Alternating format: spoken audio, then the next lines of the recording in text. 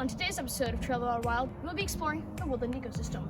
We will talk about a variety of topics, including microecosystems and reptile hibernation. Let's get right into this episode.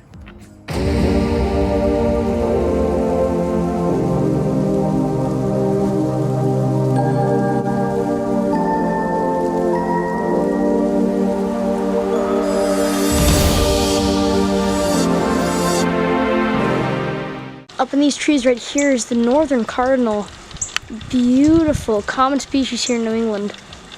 Now these cardinals are really cool. They eat insects as well as other things such as berries, little things like that. They're really cool to see around here though. Very pretty individual as well. This is a male. The way I can tell this because it has that beautiful red coloration.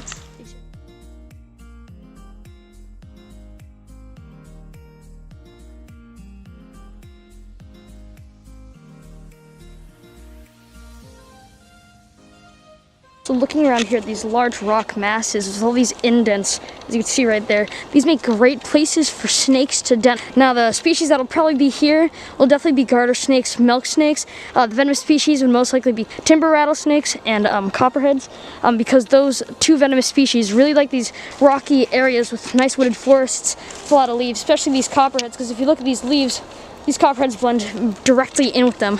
But you can see how these snakes would just go straight up into these little cracks right here and be able to just stay here all winter long and then come out of brumation, which is the reptilian form of hibernation, where they just slow their metabolism but are still technically awake, and they'll group together and they'll stay in these limestone dens, and then when they're in here they'll be able to keep each other warm while still staying alive in these beautiful limestone dens. Some awesome winter exploration.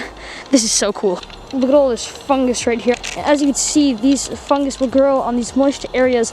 That's where fungus will be. They're basically scavengers. What they'll do is they'll find moist areas and get nutrients from all the dead animal and plant matter, but they'll come here on these little trees and barks and stuff of decaying animal and plant matter. You can see it all over the place. This is so cool.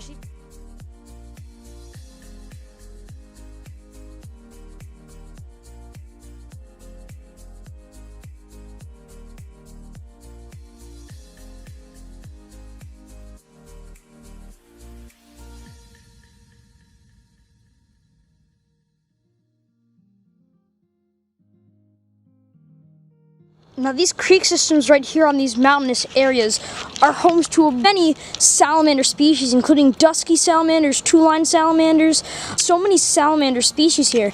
And especially during the wintertime, after snow melts and rain and a lot of rain comes in, these streams will be abundant with water and flowing water coming from other rivers or just rainfall and snowfall melting down from the mountains, then coming into these paths and trails right here that lead into these beautiful little streams. Really cool. These streams are abundant with so many wildlife species, including frogs, salamanders, lots of different insect species and insect larvae. So really walking down the trails here in the woods, you have to watch out for something. Yep, it's feces, it's poop. This right here is some eastern red fox poop.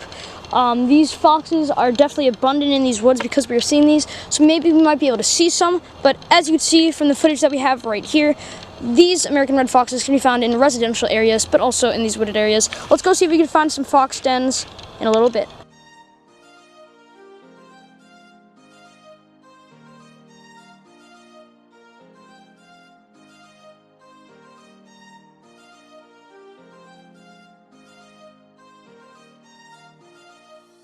Another ecosystem within an ecosystem is the vernal pool ecosystem. We already have vernal pools already.